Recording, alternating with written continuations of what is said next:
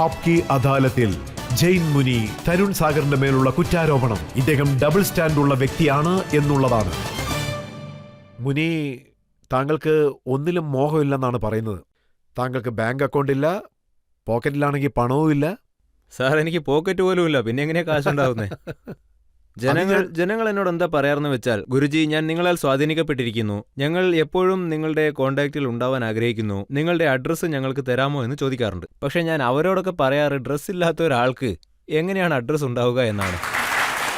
ഏത് വ്യക്തിക്കാണോ വസ്ത്രമില്ലാത്തത്, മായാമോഹങ്ങളൊന്നുമില്ലാത്തത്, അദ്ദേഹത്തിന് വേണ്ടി, എന്തിനു വേണ്ടിയാണ് സംരക്ഷണത്തിന് വേണ്ടി ഇത്രയും പോലീസ് ഓഫീസർമാരുള്ളത്? നോക്കൂ, എൻ്റെ അടുത്ത് ഫോട്ടോസ് ഉണ്ട്. ഈ ഫോട്ടോയിൽ താങ്കൾ ഇരിക്കുന്നു, താങ്കളുടെ പിന്നിൽ പോലീസുകാരും ഉണ്ട്. ഈ ഫോട്ടോയിൽ താങ്കൾ നടക്കുകയാണ്, താങ്കളുടെ ചുറ്റിനും ബ്ലാക്ക് കാറ്റ്സ് കമാൻഡോസും ഉണ്ട്.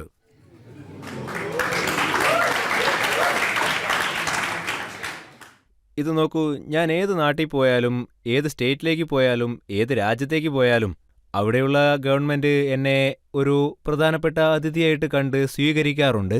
പിന്നെ അതിഥി എന്ന രീതിയിൽ എന്നെ ബഹുമാനിക്കുമ്പോൾ ആ ഗവൺമെന്റിന് ഈ കാര്യങ്ങൾ ഒരു കടമയായിട്ട് മാറുന്നു, ഒരു ഡ്യൂട്ടി ആയിട്ട് മാറുന്നു. അവരെനിക്ക് ഈ സുരക്ഷയൊക്കെ ഏർപ്പെടുത്താറുണ്ട്. അവർ അവരുടെ ജോലിയാണ് ചെയ്യുന്നത്. അതിലിപ്പോ നമ്മൾ എന്താ ഇത്ര പറയാൻ? അതിന്റെ ആവശ്യമില്ല. മഹാവീറിന്റെ ഉദ്ദേശ ലക്ഷ്യം അഹിംസയായിരുന്നില്ലേ? ഇവരുടെ കയ്യിൽ SLR ഉണ്ട്. ഇവര് വെടിവെക്കാൻ തുടങ്ങിയ ഒരു 50-60 പേര് മരിക്കില്ലേ?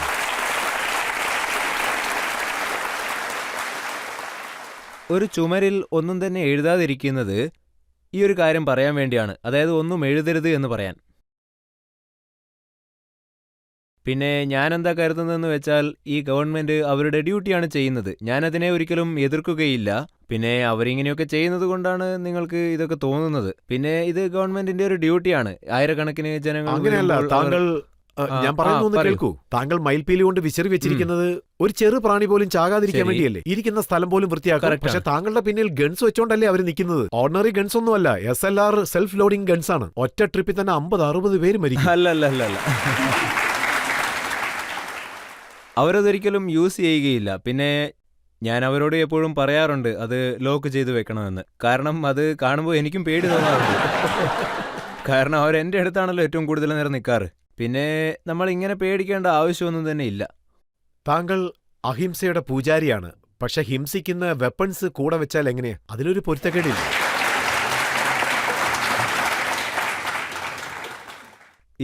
ഇതിൽ എനിക്ക് യാതൊരു ബന്ധവുമില്ല. ഇതൊക്കെ ഗവൺമെന്റിന്റെ ഒരു ഡ്യൂട്ടിയാണ്. അതുകൊണ്ട് അവരത് ചെയ്യുന്നു. അതുകൊണ്ട് ഞാൻ അതിനെ എതിർക്കുകയില്ല. ഇതൊന്നും എന്റെ കയ്യിലുള്ള കാര്യമല്ല. നോക്കൂ, താങ്കൾ പാകിസ്ഥാനെക്കുറിച്ച് സ്റ്റേറ്റ്മെന്റ് നൽകുന്നുണ്ട്. താങ്കൾ പാകിസ്ഥാനെ സാത്താൻ എന്ന് വിളിക്കുന്നു. പിന്നെ പാകിസ്ഥാന് അവരുടെ രീതിയിൽ തന്നെ ഉത്തരം നൽകണമെന്നും താങ്കൾ പറയുന്നു. അങ്ങനെ പാകിസ്ഥാനോട് നമ്മൾ ചെയ്യുകയാണെങ്കിൽ ഒന്നുകിൽ അവരെ വെടിവെക്കണോ അല്ലെങ്കിൽ ടാങ്കർ എടുത്തുകൊണ്ട് പോകണം. അങ്ങനെ ചെയ്യാനാണോ പറയുന്നത്? നിങ്ങൾ ചോദിച്ച ഈ ഒരു ചോദ്യം വളരെ പ്രധാനപ്പെട്ട ഒന്നാണ്. ചാനലുകാർ എന്നോട് ഈ ഒരു കാര്യം ചോദിച്ചപ്പോൾ, ഇത് പല വർഷങ്ങളായിട്ട് നടന്നുകൊണ്ടിരിക്കുന്നതാണ്. ഇന്ത്യ, പാകിസ്ഥാൻ. ഒരുപക്ഷെ പാകിസ്ഥാൻ എന്നൊരു രാജ്യം ഇല്ലായിരുന്നുവെങ്കിൽ ഇന്ത്യ എല്ലാ അർത്ഥത്തിലും വളരെ മുന്നേറിയിരുന്നേനെ. ഇന്ന് ഇന്ത്യ ഒരുപാട് വികസിച്ചേനെ. അതുകൊണ്ടാണ് ഞാൻ പറഞ്ഞത് അവർക്ക് കാര്യങ്ങൾ മനസ്സിലാക്കി കൊടുക്കണം എന്ന്. സ്നേഹത്തിൻ്റെ ഭാഷയിലൂടെ മനസ്സിലാക്കി കൊടുക്കണമെന്നാണ് ഞാൻ ഉദ്ദേശിച്ചത്. 60 വർഷമായിട്ട് ശ്രമിക്കുകയാണ്, പക്ഷേ അവർക്കൊന്നും മനസ്സിലാവുന്നില്ല. അല്ല, ഒരു ജെയിൻ മുനിയായിട്ടിരുന്നിട്ട് തോക്കിന്റെ ഭാഷ സംസാരിക്കുമ്പോൾ അതൊരിക്കലും അഹിംസയുടെ ഭാഷയല്ലല്ലോ. ഇല്ല, ഞാൻ പറഞ്ഞിട്ടില്ല. മീഡിയ എന്നോട് ചോദിച്ചപ്പോൾ ഞാൻ അങ്ങനെ ഒരു മറുപടി പറഞ്ഞു എന്നേ ഉള്ളൂ. അത് അവരെ കാര്യങ്ങൾ അവരുടെ ഭാഷയിൽ മനസ്സിലാക്കി കൊടുക്കണമെന്നാണ്. പിന്നെ ആളുകൾ പറയാറുണ്ടല്ലോ, ഈ നായയുടെ വാല് 12 വർഷം കുഴലിലിട്ടാലും നേരെ ആവില്ല എന്നൊക്കെ. അത് എപ്പോഴും വളഞ്ഞു തന്നെ കിടക്കത്തുള്ളൂ. ഇത് പാകിസ്ഥാന്റെ കാര്യത്തിലും അങ്ങനെയാണ്. അതൊരിക്കലും നേരെയാവാൻ പോകുന്നില്ല. താങ്കളെല്ലാം വളരെ നന്നായിട്ടാണ് സംസാരിക്കുന്നത്. പക്ഷെ എന്തിനാണ് വളരെ കയ്പ് നിറഞ്ഞ വാക്കുകൾ ഉപയോഗിക്കുന്നത്? സ്നേഹത്തോടെ സംസാരിക്കാൻ അറിയില്ലേ?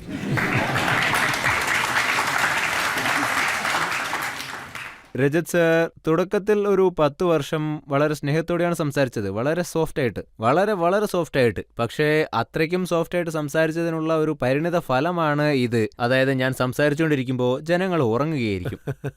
ഞാൻ സംസാരിച്ചുകൊണ്ടിരിക്കുമ്പോൾ അവർ ഉറങ്ങുന്നു. അവരെന്താണ് വിചാരിക്കുന്നത്? ഞാൻ ഇവിടുന്ന് താരാട്ട് പാടുകയാണ്. ഒരു ദിവസം മഹാവീരൻ എന്നോട് സംസാരിക്കുന്നത് പോലെ എനിക്ക് തോന്നി. അതായത്, തരുൺ സാഗർ, ഇവിടെ ജനങ്ങൾ വളരെ കുറവാണ്. ആ സമയത്ത് എൻ്റെ സംസാരം കേൾക്കാൻ അധികം ജനങ്ങളൊന്നും വരാറില്ലായിരുന്നു. കൂടിപ്പോയാൽ ഒരു 25-50 പേരൊക്കെ വരൂ. പിന്നെ ആ 25-50 പേരുടെ കൂടെ ഏത് അച്ഛനെയാണോ മകൻ കടയ്ക്കുള്ളിലേക്ക് വിടാത്തത്, ഏത് അമ്മായിയമ്മയാണോ വീട്ടിനകത്തേക്ക് മരുമകൾ വിടാത്തത്, അവരൊക്കെയാണ് വരാറ്. പിന്നെ എനിക്ക് തോന്നിയത് എന്താണെന്ന് വെച്ചാൽ, മഹാവീരർ പറഞ്ഞതുപോലെ ഈ ആളുകൾ വളരെ കുറവാണ്. ഇവര് നീ പറയുന്നതൊന്നും കേൾക്കുന്നുമില്ല, അവർക്കൊന്നും മനസ്സിലാക്കാനും പറ്റുന്നില്ല. ഇതിനുവേണ്ടി സമയം പാഴാക്കരുത്. അടുത്ത ദിവസം ഞാനൊരു അറിയിപ്പ് പുറപ്പെടുവിച്ചു. അതിന് ഇന്ത്യയിലെ പകുതി പുരുഷന്മാരും എനിക്ക് എതിരായിരുന്നു. മാത്രമല്ല, ആ അറിയിപ്പ് പിൻവലിക്കണമെന്നും പലരും എന്നെ പ്രഷർ ചെയ്തു. പക്ഷെ അപ്പം ഞാൻ പറഞ്ഞു, ഈ അറിയിപ്പ് ഒരിക്കലും പിൻവലിക്കാൻ പറ്റില്ല എന്ന്. ഇത് ഞാൻ ജീവിതത്തിൽ ഒരുപാട് ചിന്തിച്ചെടുത്ത ഒരു തീരുമാനമാണ്. ഞാൻ ജീവിതകാലം മുഴുവനും ഈ ഒരു മിഷനോട് കൂടി തന്നെയാണ് ജീവിക്കാൻ പോകുന്നത്. ആര് തന്നെ വന്നാലും ഇല്ലെങ്കിലും ഞാൻ ഈ മിഷനിൽ തന്നെ പോയിക്കൊണ്ടേയിരിക്കും. പക്ഷേ നിങ്ങൾക്ക് ഈ ഒരു കാര്യം ഓർമ്മയുണ്ടാവുമെന്ന് കരുതുന്നു. ആർക്കാണോ ഒറ്റയ്ക്ക് പോകാൻ ധൈര്യം ഉള്ളത്, ഒരു ദിവസം അവരുടെ കൂടെ എല്ലാവരും തന്നെ ഇറങ്ങി പുറപ്പെടും.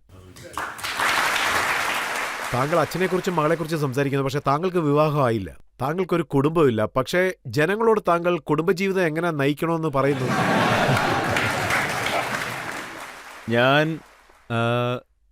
ഈ ലോകത്തെ ഉപേക്ഷിച്ചതാണ്, പക്ഷേ സമൂഹത്തെ ഉപേക്ഷിച്ചിട്ടില്ല. ഞാൻ ലോകത്തെ ഉപേക്ഷിച്ചെങ്കിലും സമൂഹത്തെ ഉപേക്ഷിച്ചിട്ടില്ല. ഞാൻ ഈ ലോകത്ത് തന്നെ ജീവിക്കും. അതോടൊപ്പം സമൂഹത്തിൽ നടക്കുന്ന കാര്യങ്ങളെ എന്നും നിരീക്ഷിച്ചുകൊണ്ടേയിരിക്കും. പിന്നെ മറ്റൊരു ഉദാഹരണം, ഭാര്യയെപ്പറ്റിയുള്ള എൻ്റെ ഡെഫിനിഷൻ ഞാൻ പറയാം. ഭാര്യയുടെ ഡെഫിനിഷൻ: पत्नी जो पति से रहे तनी तनी खत्म कर दे उसकी मनी, वही पत्नी है. ഞാൻ എനിക്ക് ഒരു ജോലിയും ഇല്ല. തൂത്തുവാരേണ്ട ആവശ്യമില്ല, തുടയ്ക്കേണ്ട ആവശ്യമില്ല, പാത്രം കഴുകേണ്ട ആവശ്യമില്ല. എനിക്ക് ചെയ്യാൻ ഒരു ജോലിയും ഇല്ല. അതുകൊണ്ട് തന്നെ എനിക്കുള്ള സമയത്ത് ഞാൻ വെറുതെ ഇരുന്ന് ചിന്തിക്കും. അങ്ങനെ ചിന്തിക്കുമ്പോൾ എനിക്ക് ഇങ്ങനെയുള്ള ഓരോ ഡെഫിനിഷൻസ്. മരുമോൾക്കും നടുക്ക് എന്ത് സംഭവിക്കുന്നത് താങ്കൾക്ക് എങ്ങനെ അറിയാം? അല്ല, അങ്ങനെയല്ല. നോക്കൂ ജനങ്ങളെ, എനിക്ക് വീടില്ല. പക്ഷേ എനിക്ക് എല്ലാ വീടുകളുടെയും കഥ നന്നായിട്ട് അറിയാം. എനിക്ക് സ്വന്തമായിട്ട് വീടില്ല, പക്ഷേ എല്ലാ വീടുകളുടെയും കഥ എനിക്ക് നന്നായിട്ട് അറിയാം. അതുകൊണ്ടാണ് ഞാൻ അതിനെപ്പറ്റിയുള്ള ടിപ്സ് കൊടുക്കുന്നത്, അതിനെപ്പറ്റി പ്രഭാഷണങ്ങൾ നടത്തുന്നത്. അത് ജനങ്ങൾക്ക് ഇഷ്ടപ്പെടുന്നത് കൊണ്ട് അവരെന്നെ വീണ്ടും വീണ്ടും വിളിക്കും. ഞാൻ പറയുന്നത് അവർ കേൾക്കുക മാത്രമല്ല ചെയ്യുന്നത്, അവരത് പ്രാവർത്തികമാക്കുന്നുമുണ്ട്. താങ്കൾക്ക് ഒരിക്കൽ പോലും തോന്നിയില്ലേ താങ്കൾ കണ്ണു കാണാത്തവരുടെ നഗരത്തിലാണ് കണ്ണാടി വിൽക്കുന്നത്?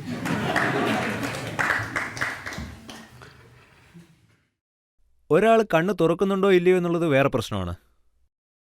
ജനങ്ങൾ എന്നോട് പറയാറുണ്ട്, ഗുരുജി നിങ്ങളുടെ പ്രഭാഷണം കേൾക്കാൻ ഒരുപാട് പേർ വരുന്നുണ്ട്. അപ്പോൾ നിങ്ങൾക്കിങ്ങനെ തോന്നുന്നുണ്ടോ, അതായത് അവർ നിങ്ങളുടെ പ്രഭാഷണം കേട്ട ഉടനെ തന്നെ മാറുമെന്ന് അങ്ങനെ നിങ്ങൾക്ക് തോന്നുന്നുണ്ടോ? അങ്ങനെ ചോദിക്കുന്നവരോട് ഞാൻ പറയാറുള്ളത്, ആരൊക്കെ മാറുന്നുണ്ടോ ഇല്ലയോ അത് അവരുടെ പ്രശ്നമാണ്. പക്ഷെ അവരെ മാറാൻ പ്രേരിപ്പിക്കേണ്ടത് എൻ്റെ കടമയാണ്.